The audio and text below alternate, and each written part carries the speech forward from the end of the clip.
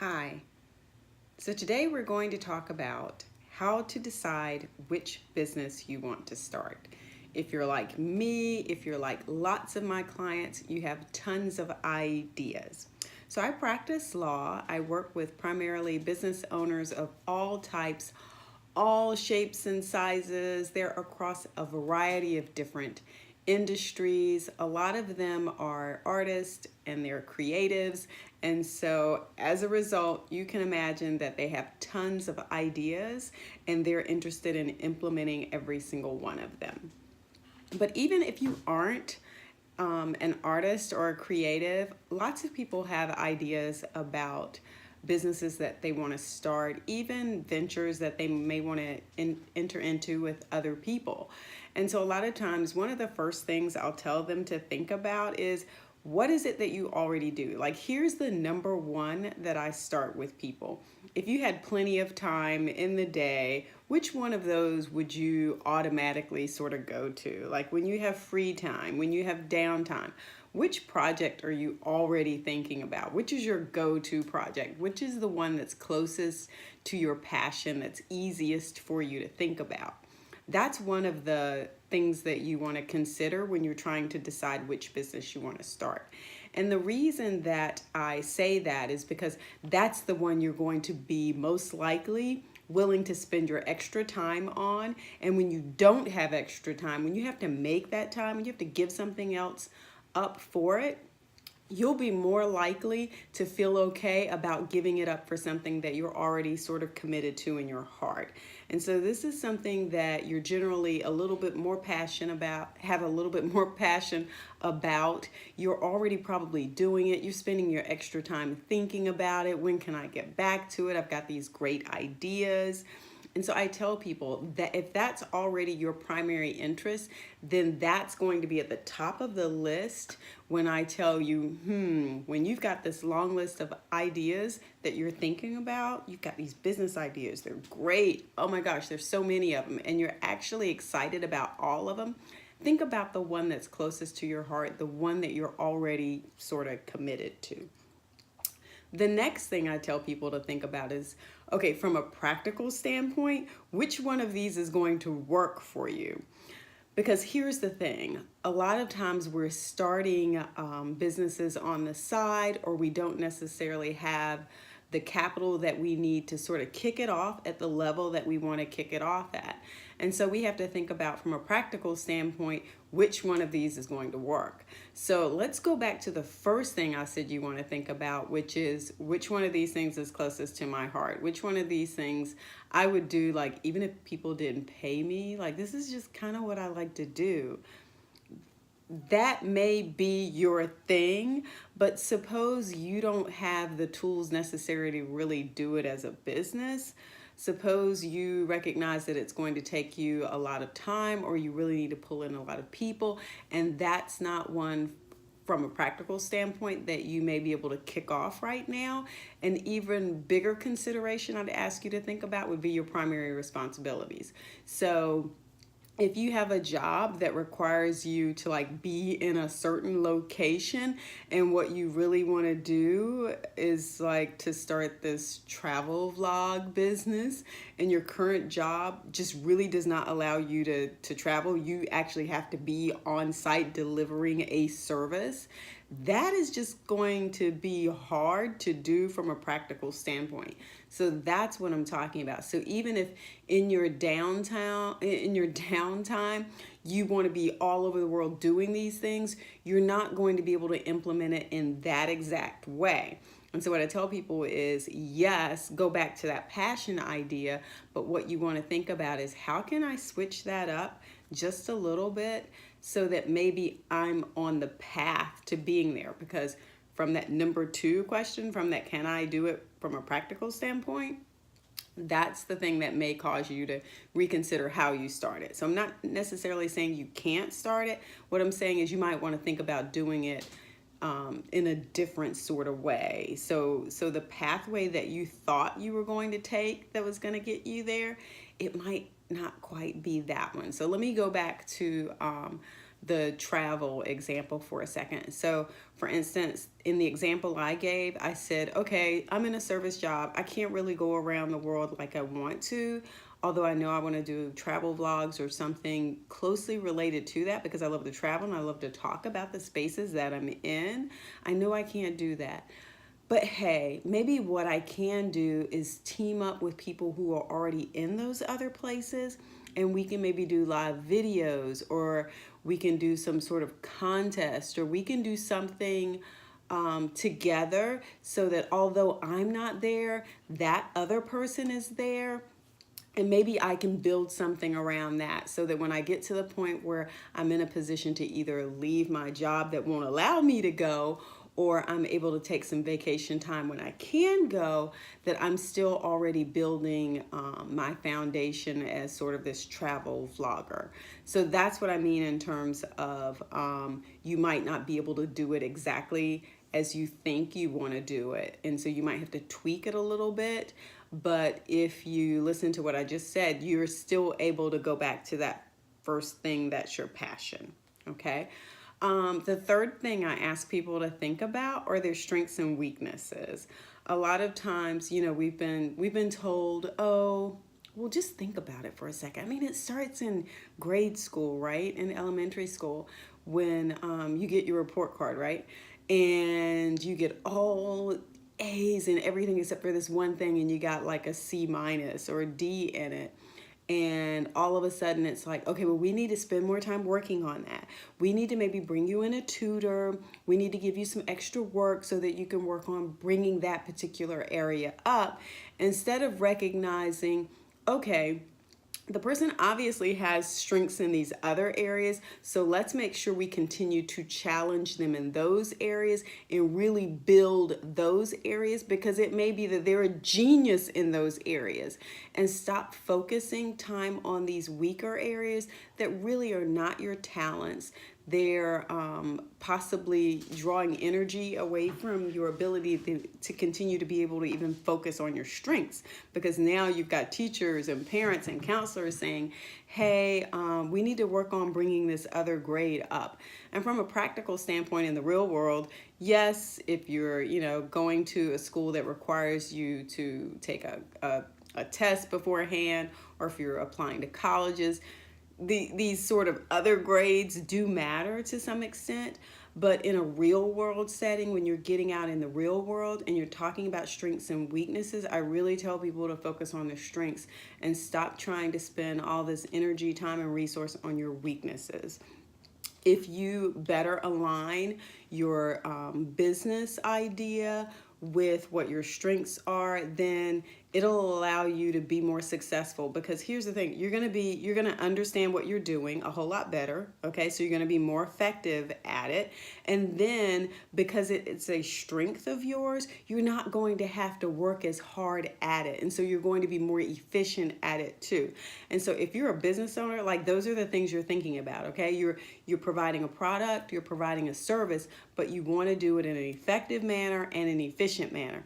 And if all you're thinking about all day long are your weaknesses when it comes to that, I doubt very seriously that you're going to be very effective or very efficient. So what you want to do is you want to focus on your strengths, and to the extent you can, you want to work with other people or work in a way that handles your weak areas in a different sort of way. And so it could be that you have someone who's helping you out with certain parts of the business, and they are the ones who fill in the gaps on that weak side. So then again, you're not spending your time and energy trying to like make your weak areas like all of a sudden really great, okay? And then if you can't bring in another person, like literally it might be that you have family members who can help out, or friends, or it may just be something you have to put on the back burner. And so that's part of the process too, understanding that, look, there's some occasions where I'm really just gonna have to work on the strengths, and the weak areas are gonna suck, right?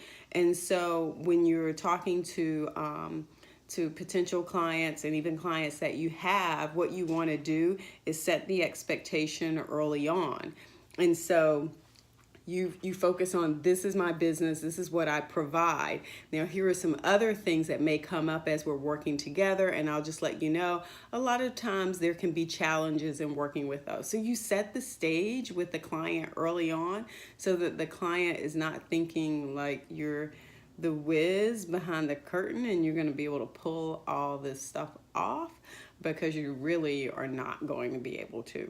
So those are like the main three things I tell people to focus on, and that is, start what you are already really interested in, be practical about how you can work on that now and tweak that model that you might have in your head, and then focus on using your strengths to make it happen.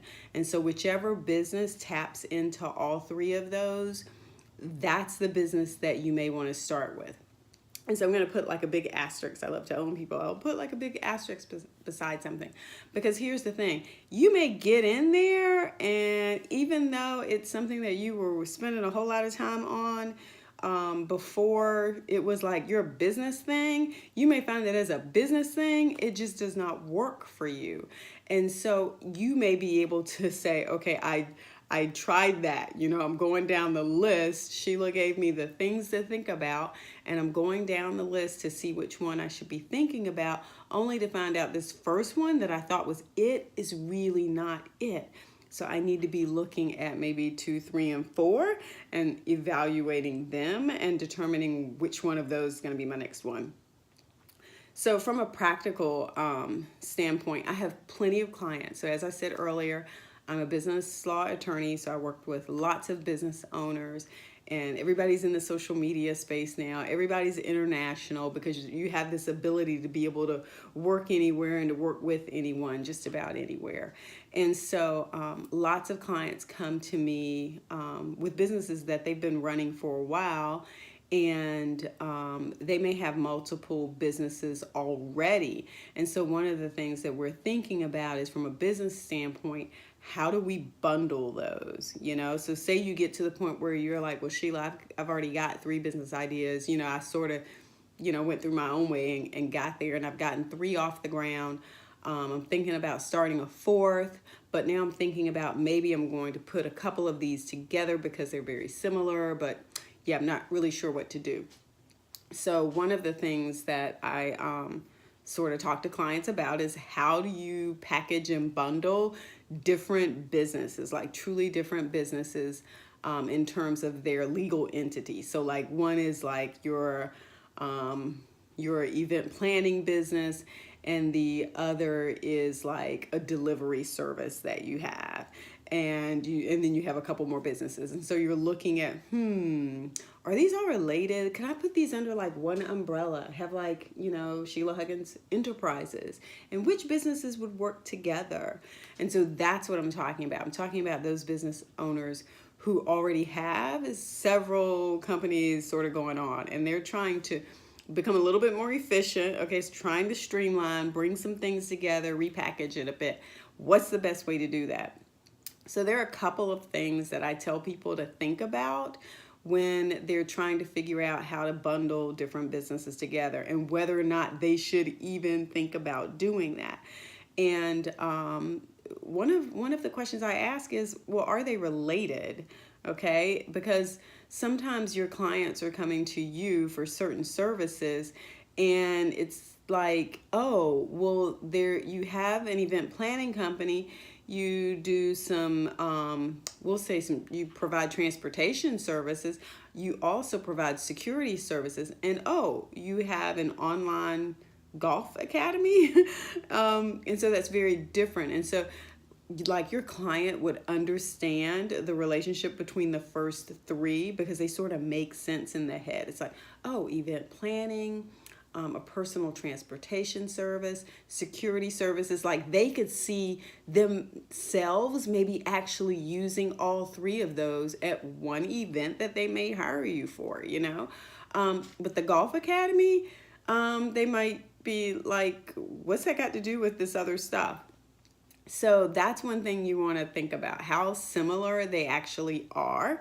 Okay, so that's the easy one. You probably could have come up with that one on your own. The next one, though, that I really tell people to think about is the amount of risk that's involved with each of the different businesses. So, a lot of times, we're setting up companies, we're usually doing a limited liability company or corporation.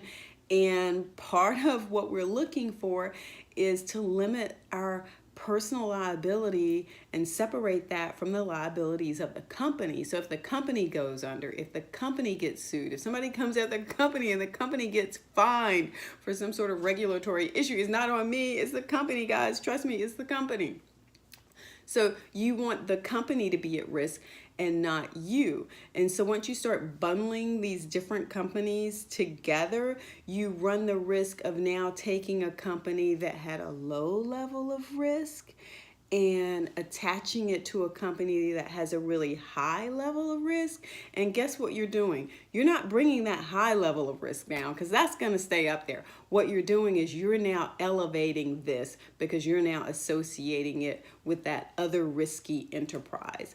And from a business sort of standpoint, it may work well together in terms of providing services. You're talking economies of scale, efficiencies, effectiveness of being able to hit what it is you're trying to hit. But from a legal perspective, it can be an issue because now it's not just one company that you have at risk, it's two companies that you have at risk. If you have employees, it's employees for both of those companies that you have at risk. It's your client, it's your reputation. So all of that is now at risk based on that higher risk company, not the lower one, because the lower one was just like, okay, but it's that high risk one. And so one of the things that you really want to do is to evaluate what that risk looks like. So if it's something that has a lot of liability associated with it, you may want to reconsider. One of the things that you can do to sort of help determine what that looks like is to have a conversation with both an attorney and to have a conversation also with your insurance provider. So whoever provides your general commercial liability for your company or your errors and omissions insurance, have a conversation with them and say, hey, look, you know what? Here are the companies that I have, okay? I got my event planning, I got my transportation services, I have, what did I say earlier? The security services. So with the security services, here are some of the things I'm interested in doing. Can they carry weapons? What kind of things can happen if I need to have them removed from the premises or something like that? So start to get into really deep conversations with your insurance carrier broker so that they understand what the risk is, and then they can tell you, based on in the insurance industry's practices, if something were to happen, this is how bad it's going to look for both companies if they're under the same umbrella versus if it's just one company. And then that other safe company still gets to rest easy because it has low risk already. So that's the other thing to think about. So back to the beginning, one of the things I started with was, how do you decide what business to start when you have tons of ideas? And so I want to go back to that, because remember I said to focus on the thing you're really passionate about. Make sure it's really practical and something that you can carry out. But one of the things I want to say now is, I'm not saying this to make you feel like you can't start a lot of different companies. I never want people to feel like that I'm poo-pooing your ideas or anything that you want to do. What I'm asking you to consider doing is to be strategic about how you approach it, because if you take some time to think it through, you're more likely to consider it in detail. And so you'll be thinking about the pros and the cons of each business, and then going to the second thing that I talked about there, of how to package them, because it may be that some of those ideas are so similar that it's actually one company, but it's providing a couple of different types of very related to each other services, okay? And so that's sort of the way to think about that. So I've talked with a lot of people, and most people, most people have a lot of dreams, and I think that's really good. I think it's really good to sit down and sort of figure out which one you want to start with first, how you're going to plan to attack it, and how you're going to successfully meet that goal. And I think this sort of analysis helps take you there from beginning and gets you on that path. And then once you get started, of course, you'll be reevaluating all the time to see what sort of tweaks you need to make. But the conversation here is not necessarily to tell you you can't do them all. It's just to help you think about which one you start with. Like, where do I start, Sheila? I have so many ideas. And a lot of times when people come to me, they will tell me that they do have lots of ideas. And some have already done a very good job of thinking about which one they want to start with, and we'll just have a deeper conversation about what the risk looks like, how they can bundle some of those services under one business so that they can move down that path a little faster. So that's pretty much it. I hope that was very helpful.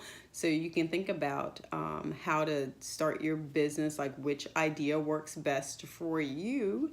And that's it for today. Be sure to subscribe and check out some of the other business tip videos.